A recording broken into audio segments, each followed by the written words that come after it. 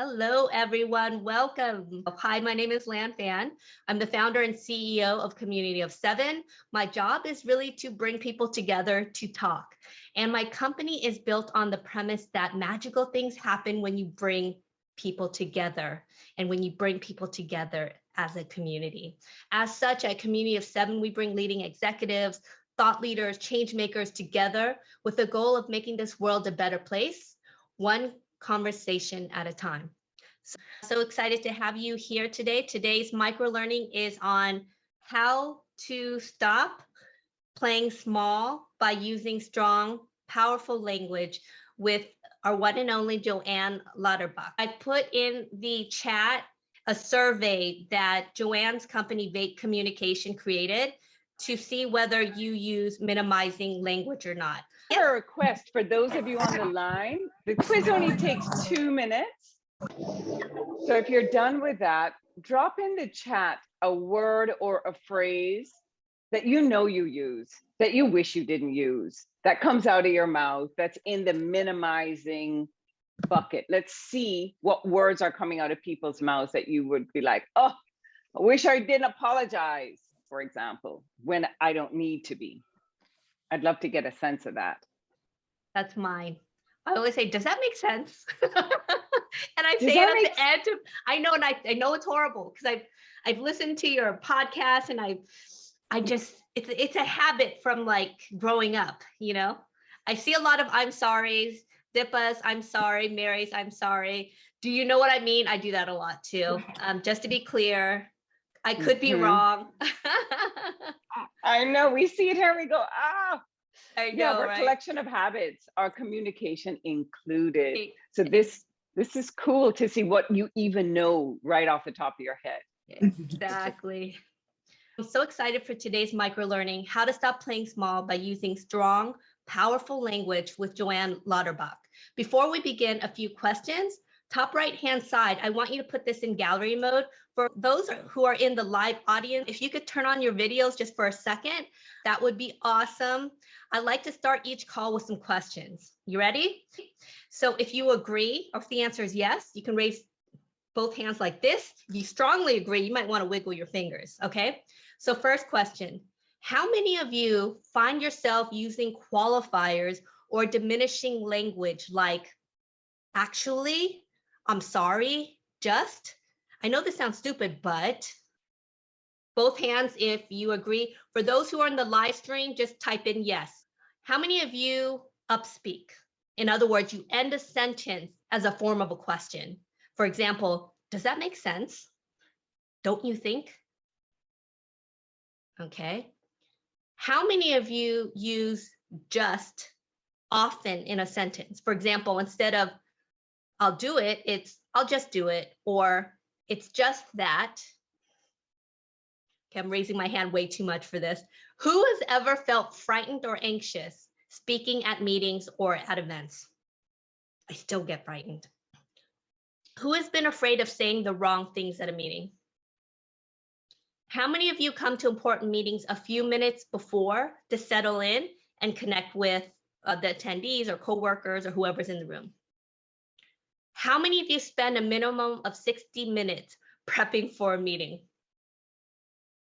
Awesome, thank you. So top right-hand side, put this in speaker mode so you just see me right now. Welcome to Community of Seven, AKA C7's microlearning series, where we feature leading executives and subject matter experts and leaders in the industry to discuss the essential mindset and skill set needed to grow your career and personal life. These talks are microlearnings wrapped in a conversational format. Today's topic is how to stop playing small by using strong, powerful language. This is not a webinar where you passively, how to stop playing small by using strong, powerful language. This is not a webinar where you passively listen. We want you participating. So be active in the comments and the chat. If you have some advice, tell us in the chat. If something really resonates that JoAnn says, let us know in the chat, in the comments, okay? So before we begin, I'd like to provide a quote by Chris Carr to set the tone. It's not about finding your voice. It's about giving yourself permission to use your voice. So why is it so darn hard? right? A study found that speaking up at work is problematic for at least half of all employees, that's 50%. In a study by MIT Sloan conducted with over 6,000 Microsoft employees, only 13.6% of those surveyed said they speak up at work. Only 13.6% surveyed said they speak up at work. And this is a leading company like Microsoft, 6,000 employees. And 17.5% said they don't speak up at all. Another interesting stat that really blew my mind. In an average meeting, only 3 people do 70% of the talking. Mind blown. Let me read that again.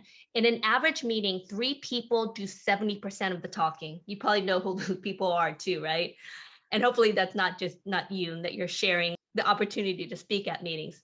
So now let's talk about why people, leaders, and organizations who are on this call should care.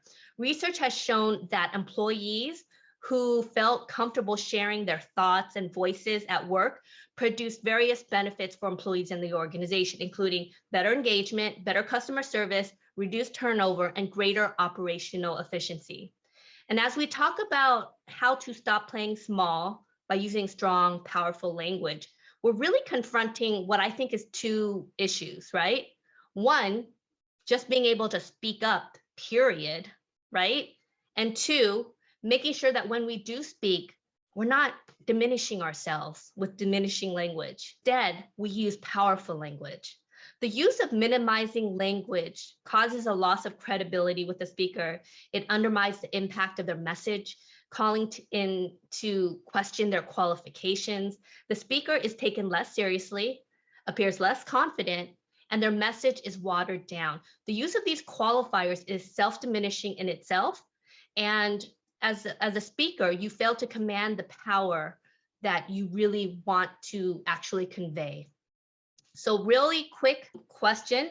This is a speed round. In the comments or the chat, I want you to answer this, but I don't want you to press send yet, okay? So for those who are on the live stream and those who are in the live Zoom audience, in the chat or the comment, I want you to type in the answer to this, but don't press send till I tell you. What do you think is the #1 reason why people don't speak up at work, in meetings, at home? Okay, so type that answer right now in the comments in the chat. For those on live stream, do the same thing. Don't press till I tell you. What is the #1 reason do you think that people don't speak up at meetings, in life, whatever it may be, right? I'm going to count down 5, 4, 3, 2, 1. They're afraid of speaking, shyness, insecurity. They don't feel that what they say will be valued. Fear of being judged, fear to make a mistake, fear of retribution. So I see a lot of fear. I see a lot of being introverted, shy, social anxiety, and I see a lot of judgment, right? Am I missing anything else? Fear of being judged, not taken seriously, criticism. They kind of are interconnected. It seems like there's really 3 main buckets, right? So this is why this conversation that we're having today is so meaningful and so powerful. Your voice defines the value that you bring to the world, whether it be at work, at home, or with a significant other, or even in your community. Your voice tells the world who you are. That's why even if it rocks some boats, you can't be afraid to use your voice. And for some of you that read my post on a daily basis, I always talk about lifting your voice, right? It's also crucial for you to realize that the people that you think are amazing, eloquent speakers, right? You might see them at work, you might be a politician, you name it, right? They didn't all start that way. They too were scared of saying the wrong things. They also were scared to rock the boat. They were also scared to be judged. But here's the thing, they were afraid and they spoke up anyway. And after a while, it gets a little bit easier. Here's the thing, I'm an introvert. I get anxious before any of these calls. Keep in mind, I've spoken to the UN, to leading NGOs, world leaders, and CEOs. I've talked to C-suite execs for a good part of my career. And here's the thing, to this day, I still get scared.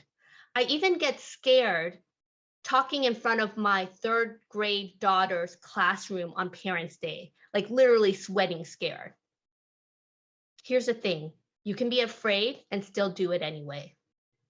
For me, it was a realization that my voice mattered. If I wanted to fulfill my value and purpose of helping others and being a force for good, I needed to speak up. I needed to own my voice. So without further ado, I am so excited to introduce my guest right here. Let me just pin her real quick. Hi, JoAnn, how's it going? Hi, Lan. Hello. So JoAnn Lauterbach is the founder of Bait Communication Training, someone I admire. She's the founder of Bait Communication, where she trains executives on how to use more confident language.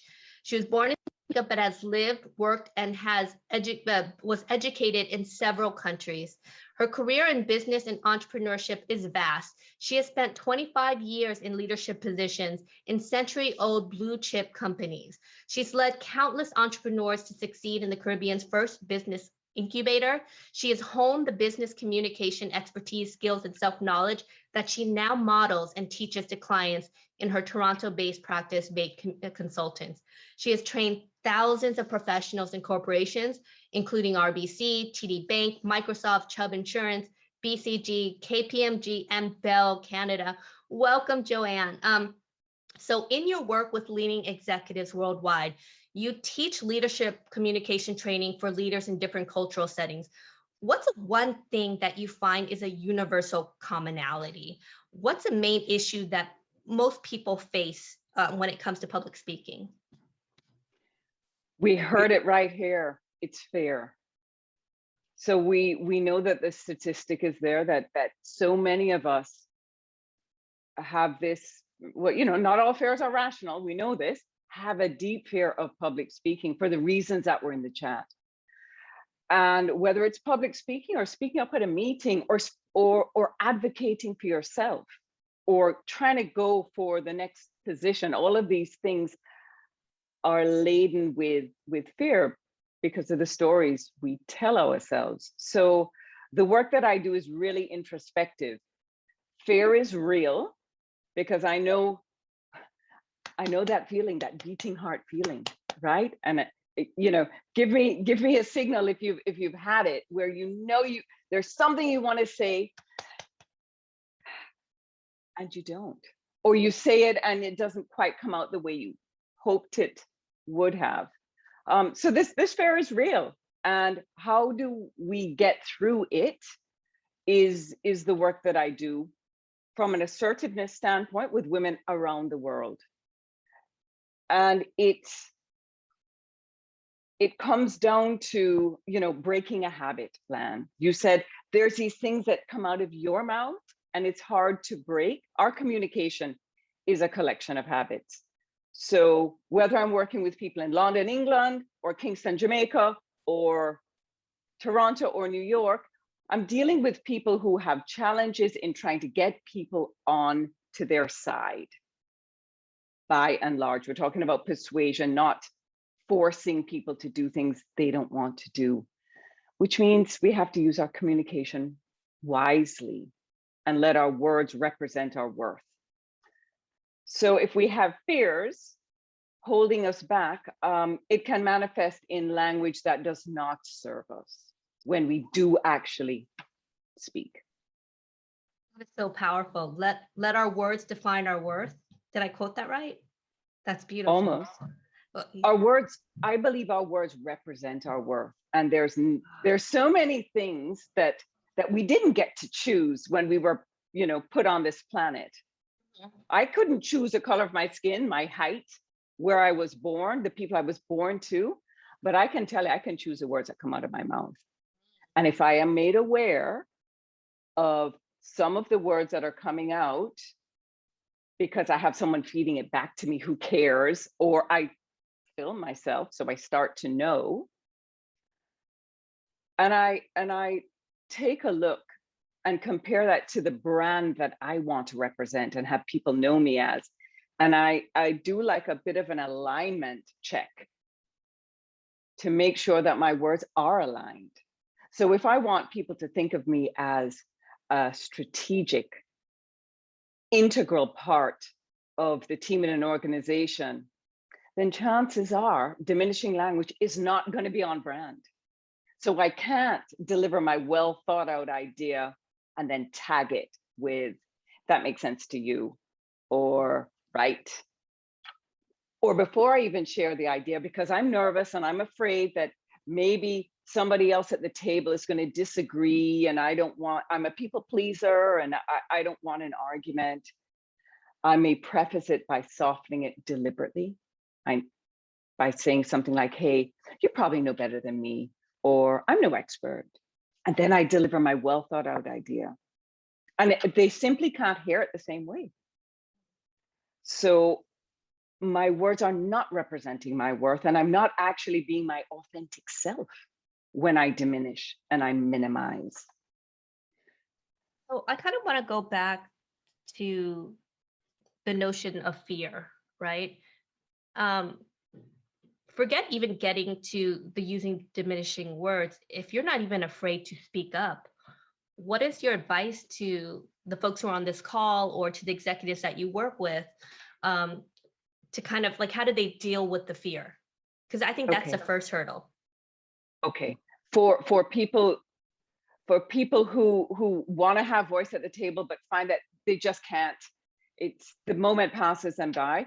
My number one recommendation is to prepare in advance the words that you want to say. So you're not actually speaking off the cuff. And one of the people best known for speaking off the cuff was Winston Churchill. And he famously said, my best off the cuff remarks were prepared.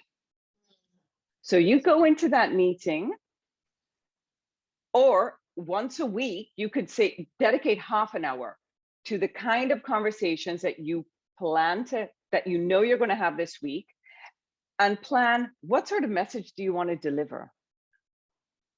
Is there a call to action? Structure yourself so you can go in with a plan. So you're not thinking of it on the fly in the meeting. Practice it as well. So if the stakes are high, get somebody you trust to role play it with you. Or we're all so much more comfortable on Zoom now, seeing ourselves. Open up a Zoom line and just with yourself and record yourself doing it, and then assess it. In my work land, I'm never surprised to hear somebody say, I had no idea I was saying those words, JoAnn. Because we don't really know what's coming out of our mouth. So there is great value in raising your awareness so that you can make the tweaks, small tweaks that can have a huge impact on your delivery. So these minimizing words came in, you learn to use them, and if you want, you can certainly unlearn the habits. I love that. And I love the advice in terms of preparation, because I know for me as an introvert and someone who's kind of recovered from like social anxiety, preparing for a meeting was so scary for me. But what helped was I would literally prepare for an hour for a 30-minute meeting. And so when I came in, I had my talking points and all this other stuff. And same thing, it would just even speaking today, like I do a lot of prep work before I actually have the call, right? Another thing that was helpful for me is reframing things, right? Because the feeling of anxiety, fear is the same thing as excitement. So before a call, I still feel this anxiety, even though I've done this hundreds of thousands of times, I still get nervous. And I'm like, I'm so excited. And I tell myself, I'm so excited so turning that fear and anxiety, because that emotion to my body is the same as excitement. So that's kind of helped me as well. Yeah. So today we're talking really about how to use strong, powerful language, but can you explain, and you started talking about self-diminishing language and how it impacts our effectiveness as speakers. How is it connected with the converse, which is using powerful language? Are they kind of interrelated? And can you give examples of both? And I want to kind of point out to someone in the chat, let me look for it, made up a good point. Let me find it, the comment. Okay, and Grace Brady says, in terms of diminishing language, I've been taught that questions like, does that make sense? Or I agree, leads to buy-in when needed. Can you discuss? So diminishing language, but can it actually be used, you know, in negotiations or whatnot? There's a lot there, Lan. I want to start with the fair piece. So the most common reason cited for people, you know, why do you use it? So if you did the survey, one, it's how are you minimizing? And two, why do you think you're minimizing? The number one reason, well, there are two, they're neck and neck. One is, I'm afraid to be seen as bitchy or aggressive. So being assertive gets conflated with being aggressive, and we overcorrect into passive because God forbid you think I'm aggressive. And we women, there's something called the double bind, which we know is well researched. So I can say the exact same words as a man and be perceived differently. So this is the reality that we're in. So it makes good sense. Yeah. Why we are afraid. Sometimes we've even been given advice to tone it down, or you're coming off a little strong. I mean, especially if you're a woman of color as well, these things are real. So in my work, I don't pretend like we live in utopia. We don't. But that doesn't mean we should diminish, in my opinion. But it goes back to your brand. So your words represent who you are. It is the strongest indicator to people with the perceptions that they make. So we get to choose. So diminishing language will send off one signal. We're going to get to the negotiation piece in a bit, but the number one is, I don't want to be seen as bitchy. And the number two is, it feels polite and friendly. That's how I was raised. So it's not something that I'm trying to avoid. I was told that. I love that. And Will Sullivan has a great in the comments right now. Remember, we came from Will Sullivan, who I love. Remember, we came from an extremely conservative, patriarchal world. We were expected to shrink to fit the room. Correct. Mic drop. Yeah, and so we're not going to forget that. And we use that within the context to say, well, given all of that, given our socialization, the way we have learned to get by, does that serve us now? And is there an alternative that would better serve us? Because being assertive means simply being able to clearly communicate by taking the person in front of you's interest, respecting them and yourself equally. It's not aggressive. So there's a spectrum. So when we get a handle on, well, is this actually aggressive, or am I afraid I'm going to sound aggressive and it's actually assertive? If I have direct reports, Lan, and they didn't provide a report to me that they were to have done that, you know, that they're late in doing that, and I want to ask them, where's the report? I see people smiling. Am I doing my job? Am I doing them any favors if I say, hey, sorry to bother you. I know you're really busy, but I wonder if maybe you could let me know if possibly you could maybe get this report back to me on time. I'm just doing my job. I'm not being mean. I'm not being aggressive. So an alternative might sound something like, hi, I noticed the report wasn't in yet. In order for us to do what we have to do, I've got to get it by the end of the day. But you know what? There is that double bind, that double standard, because if a man were to say the exact same thing, it would be taken differently. Yes, so the double bind is real.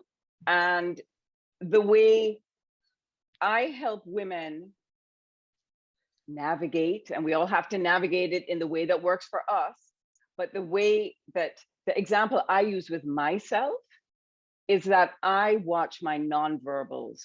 I make sure they're very open, especially when I'm meeting you for the first time, because the choice could be to diminish myself, which for me is off-brand. So pre-COVID, I would be doing training in corporate boardrooms across North America and beyond, walking into rooms of strangers. And so first impressions count quickly. And in many times, they weren't expecting a 5'3" brown girl to come in and talk to them about leadership. So I refused to diminish myself by saying, I bet you didn't expect to see me because I have a 2-day workshop to talk about leadership. It's not going to work for me or for them. So instead, well, I'm seated right now, but I would make sure my body language was open, smiling more than maybe I'm used to. And those sorts of adjustments for me help me stay assertive and approachable. And that's the double bind. It's hard to be seen as both likable and a leader if you're a woman. That's so where it's much tricky. work. Yeah, well, you know, yeah. if anybody Reality, right? Yeah. Hey, Michelle Obama's book Becoming, she cited an example that was similar when they almost took her off the trail in the first campaign back in 2007, I guess,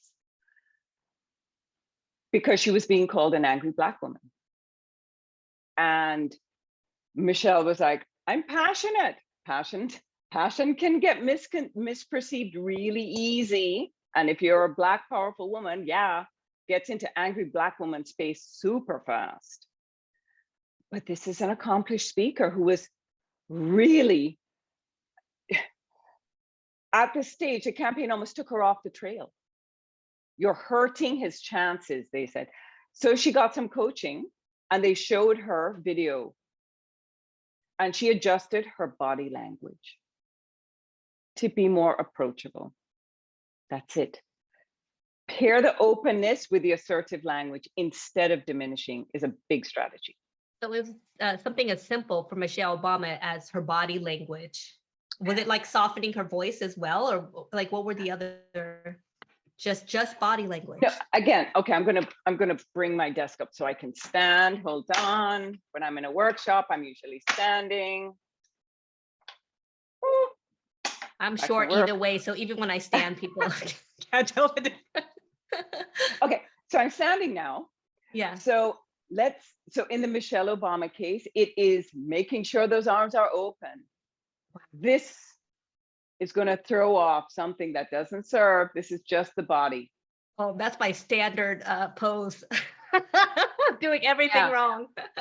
and the hands. So how can we be open? How can we bring people in? Smiling. Sometimes it's as simple as smiling more authentically, not fake smiling, but making sure that as you hold the line with your assertiveness, that you are still dealing with the approachability factor. If you're a woman, men don't have to, listen, men minimize too. I work with men as well. This is not a woman-only phenomenon, but the perceptions are different. Sometimes it can work to men's advantage. So back to that negotiation question.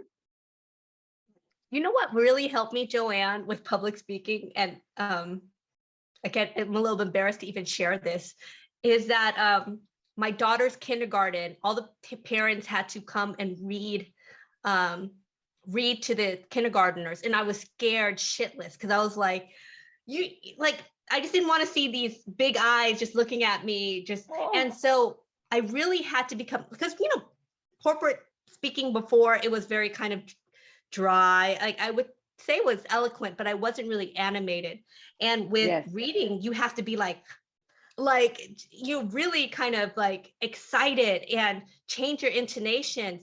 And I literally prepped for like 2-3 days to read to my daughter's kindergarten. I know, embarrassing, but that really helped me in my public speaking in the corporate world, because I learned that I had to be more animated, right? Oh, I love that. Yeah. I love that example. We need more of that. in presentations.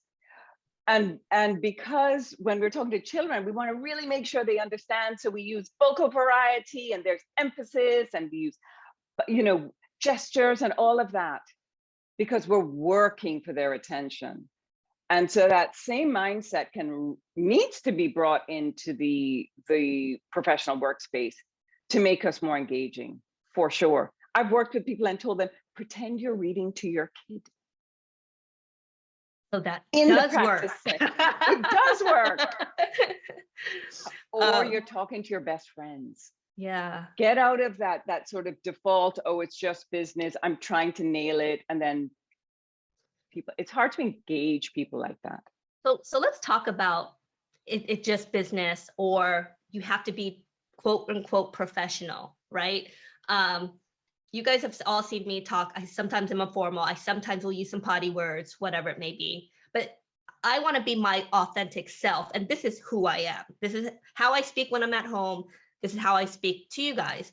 So, but it might not be quote unquote professional. So how do we bring our authentic self? And especially when you're a person of color, or you're a woman, or you might come from a different cultural background, how do you remain your authentic self, but not be called out for not being quote unquote professional? I think the definition of professional has undergone some massive change, especially in COVID. When we're seeing in the early days of COVID, all of these people, Jimmy Fallon in his living room, and Anderson Cooper at home, I do believe there's been a recalibration and a move to embrace authenticity. I, for one, double down on who I am. I do not code switch. And that's me as a professional, just like you're describing yourself. This is who you are. I have met people who have tried to alter their accents. So Trinidadians working in Toronto say, oh boy, the people don't understand me. I'm gonna just not speak like this. My bad Trini accent. And they can't keep it up. And they confuse people, and they are better served simply being themselves. Again, back to the stories we tell ourselves. So if you get advice that is well-intentioned, I think you know the difference. So are there adjustments you can make that don't make you feel inauthentic, that can help you better position yourself as a professional? I say go for those. Like the one I gave, I smile more when I'm meeting new people because I'm doing the approachability. I'm riding that double bind. I don't feel inauthentic. I don't feel like I'm compromising myself. And just a disclaimer for the folks who are on this call and not sure what code switching is. It's basically when the way you talk, maybe at home or culturally, is different than, or to feel like there's a need for you to talk differently at work. I don't know if you have another way to kind of. No, I think that's great. It's like the sanitized version of who you are, so it's more palatable for those that you work with. Yeah. So Tala has a good question here. What about discussing uncomfortable issues at work? Using your voice and all this other stuff. When it comes to uncomfortable conversations, she had an example of decolonization, but it could be race, it could be violence, it could be a multitude of things, right? A toxic boss. How do you have these uncomfortable conversations, own your voice, but not offend or to get people to actually listen to you? So this takes us beyond diminishing language into how do you effectively communicate? So I would say it's in how you structure a difficult conversation. I have been known to say, I don't believe there are anything. I don't believe that something is necessarily a difficult conversation if you get audience centered, if you understand why it's in the person's interest for them to hear you. That'll help you get out of what you want to say to what they need to hear to accept the logic of what you're saying. So it needs to be audience centered, which means you need to find something in there, a benefit for them. I want to give you one example of a difficult conversation with a coach that I worked alongside with. There was a gentleman, and you may think it's politically incorrect. That's fine. I'm going to give the example anyway, because it's one from the corporate trenches.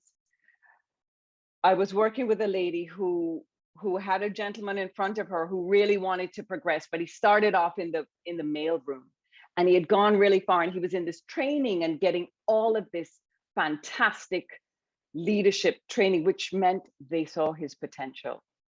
But he still kind of saw himself as that person who had started off in a much lower position. And she looked at him and said, "You're sloppy." Yeah. And I thought, oh, wow. So this is difficult. Most of us, I would never want to say this. I don't know what kind of reaction I'm going to get. It could go sideways and fast. But what I learned from this is that our intentions show. So she wasn't insulting this guy. It was an act of vulnerability for her to tell him something she thought would actually shift his trajectory. She was not trying to be mean. She was really helping him. So she said, "I believe," so she messaged him, "I've watched you over the 2 days, and I believe you can physically dress in a way that better represents your potential and who you are, because people will see you in the light that you want them to see. And I believe the way you are showing up is getting in your way." So that is an example of what some people say, "I would never touch that." Right? So how are you getting into the person's head to message them effectively, so that after you say something like that, they ask you one of two questions. Why do you think so? Maybe they still you didn't give them enough context. They need to know why, and then be prepared to tell them why. Or, how do you think I can make a change? It's one of those two questions. Sometimes it's both. So if you're in that difficult situation, yeah, okay, so break it down.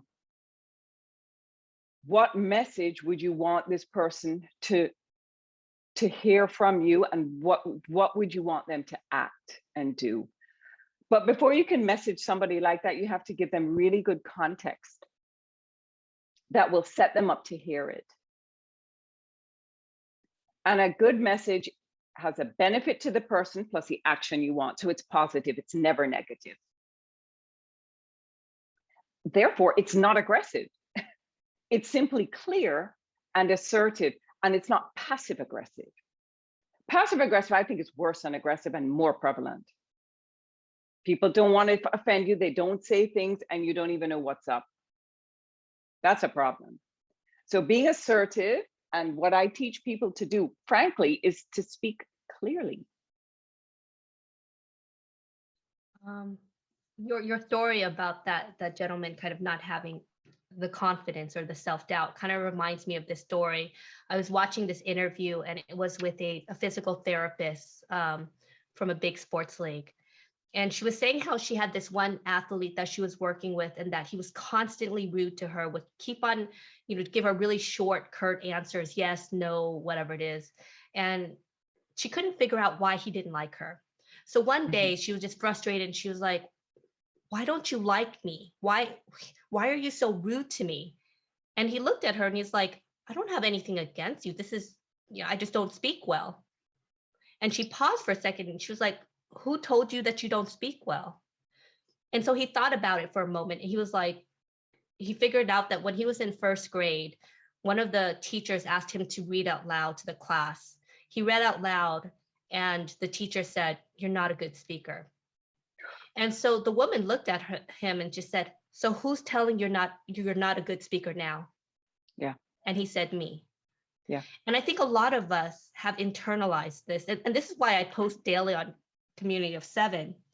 We have been beaten down in the corporate world from people who may not believe in us or tell us we can't do this. There's been so many times I've been told I can't write, I can't speak, I can't do X, Y, Z.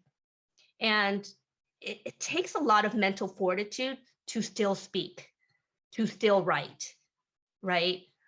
Even when your confidence is faltering. So I think that's why it's so powerful what you're doing in terms of really getting people to speak, to talk, because that is you, that is the representation of your soul and what you believe in. And if you're not speaking, no one's going to hear you. That's right. The stories we tell ourselves are the most important stories of all. And some of these stories are driving the habit loops, and they don't serve, and they can be broken as well. So when I do my work, I do work on brand. I get people to figure out what their brand is, but I also have a section on imposter syndrome. And what are you telling yourself? And how is that playing into some of these communication habits? Because if you're saying to yourself, when you get nervous, oh my God, they're going to think I'm stupid, or I'm not 100% right. Maybe I'm a recovering perfectionist, and unless I've got like every I dotted and T crossed, there's no way I'm going to raise this idea because they're going to shoot me down. And all of that's up in my head. That is going to severely impact the words that come out of my mouth. So it's those stories. And so that's part of the work too. So I don't believe in breaking, in taking all of the energy to say, okay, I'm not going to say sorry anymore. I'm not going to do this anymore. I'm not going to do that anymore. I take it more from a mental space. How do I want them to see? I choose. And if there are stories that I'm telling myself that do not serve me, then I need a new story. And what's that story going to be? And what sort of words? So in minimizing, sometimes we can just get rid of the words. We can get used to pausing instead of tagging the end of our sentences. We can do that. We can, instead of when somebody says, wow, you've done a really good job, JoAnn, instead of saying, oh, it was nothing, I can say, from here on out, I simply say, thank you. Done. Thank you. And so we can start to pick and choose, but that's because a switch has been flipped in our head. And that helps the process of breaking the habits, and they can be broken. So if I choose a few brand words that have nothing to do with minimizing, then my language will start to change. Some great comments in the chat. David Hansen, we can get 20 compliments, but we all too often remember the one negative comment. For real. Also, Rachel, oh, I just lost it. We can give our inner critic way too much headspace. Yes, let's kick the inner critic out. And then, so one of the questions, let's open the questions. Rocio Alegria, do you want to unmute and ask your question, or do you want me to ask the question for you?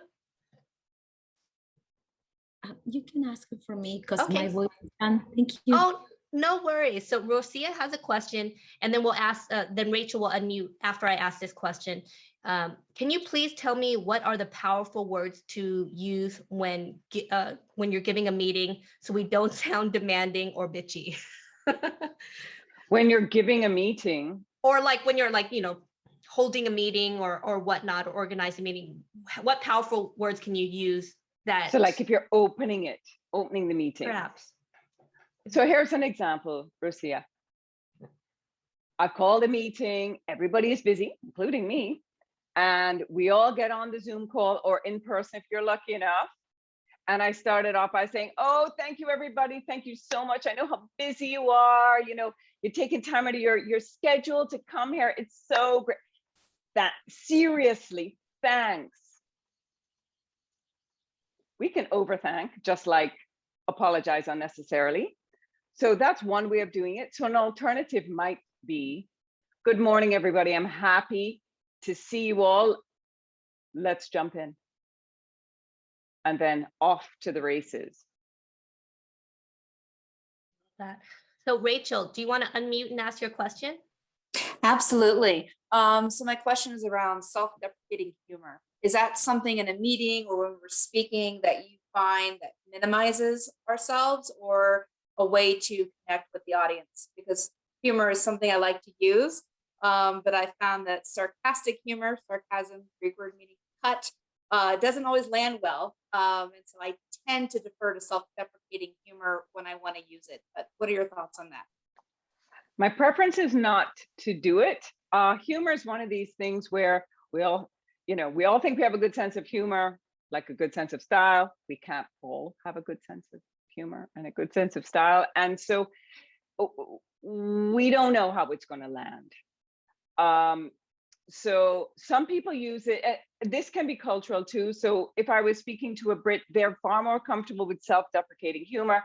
That's standard, you know. Again, we get to choose. Is there an alternative? Why are you leaning on self-deprecating humor? Would be something I would invite you to explore a little bit.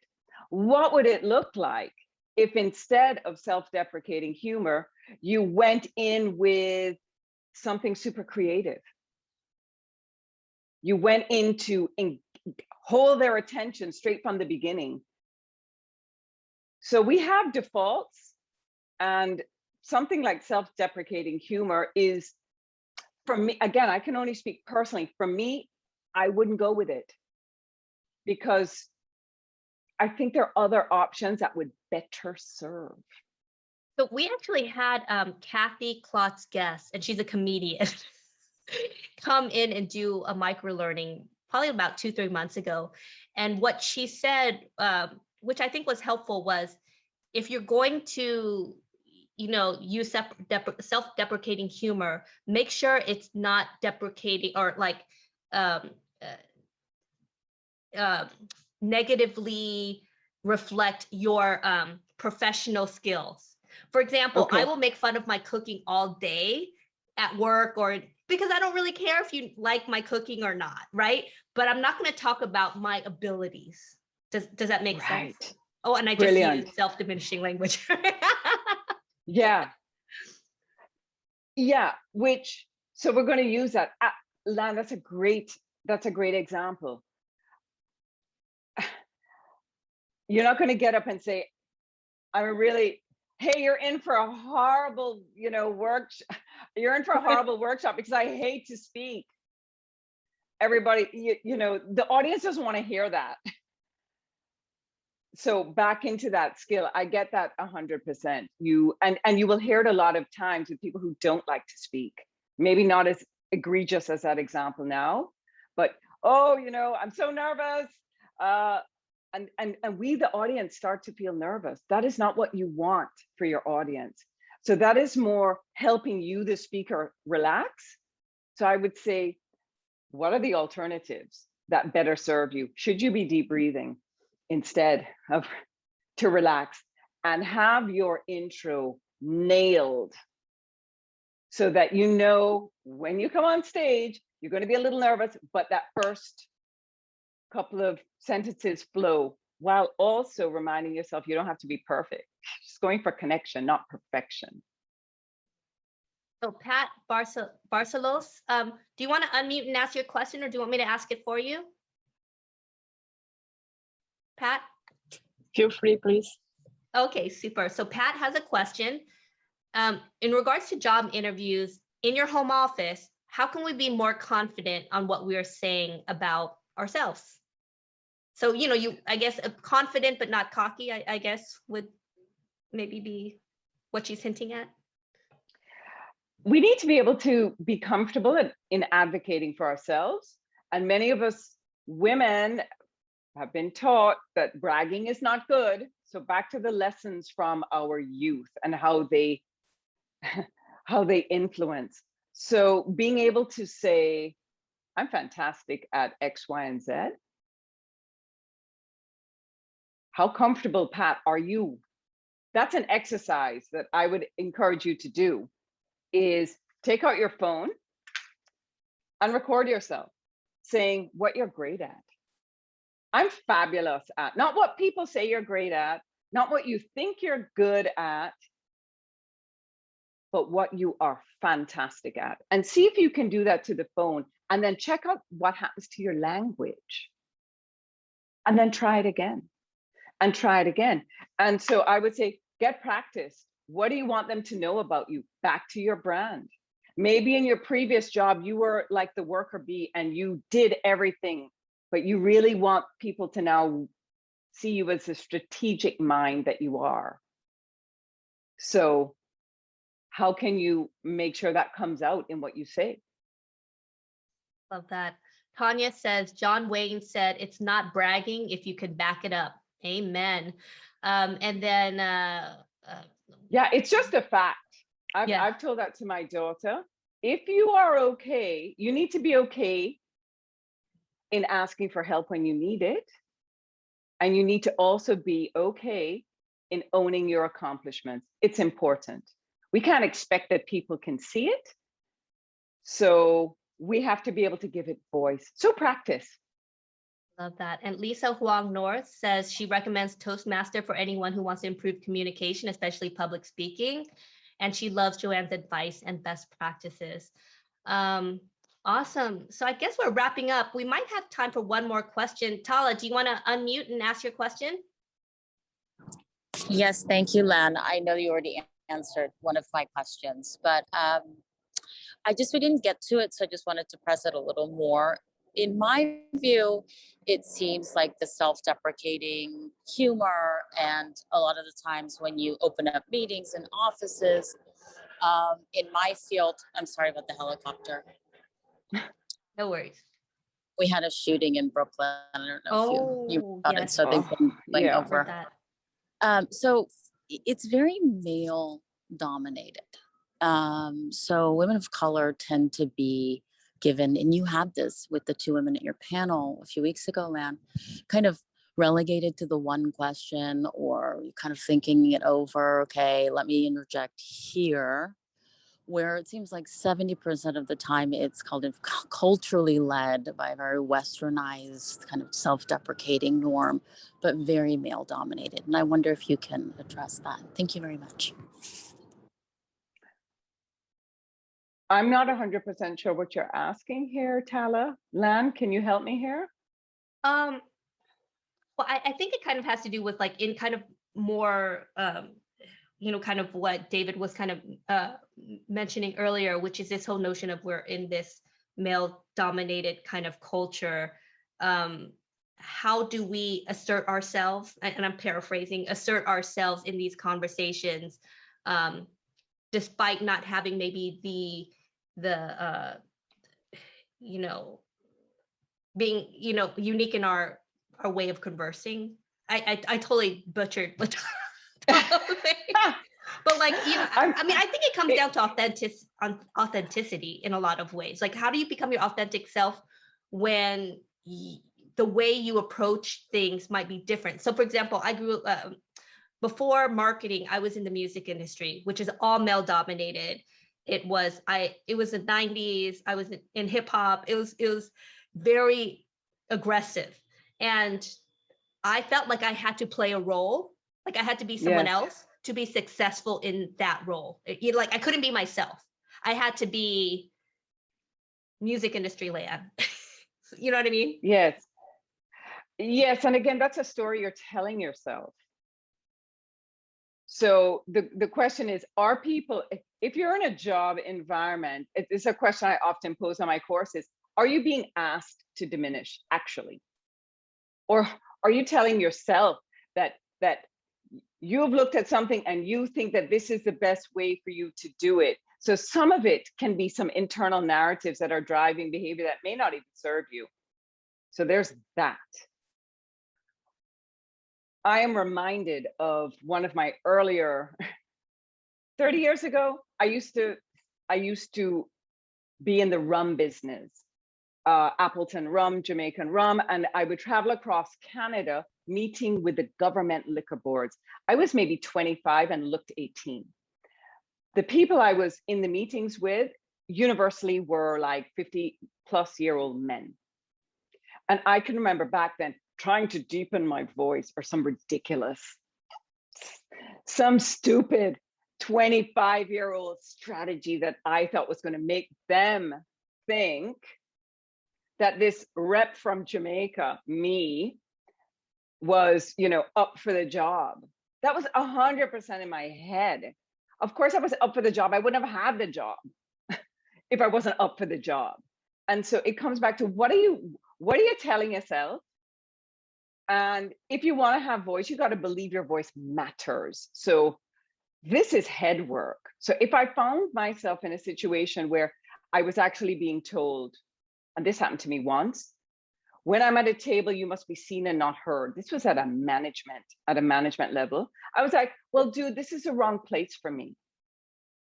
So if the environment is toxic and I can't thrive, then I'm going to bounce and find myself into an environment where I can be authentic. Hey, we've got somebody on the call. Very outspoken here. So I hope that helps answer this question. Some of it may be internal, or some of it may be a toxic environment that doesn't deserve you. We get to choose. Yeah. We have agency. I am so inspired by this conversation. Unfortunately, time is up. So you guys know the deal. Put this in gallery mode. JoAnn, before we leave, how can we help you? How can we find you? How can this collective group help? We can help by, I believe when more of us communicate clearly, more of us will thrive.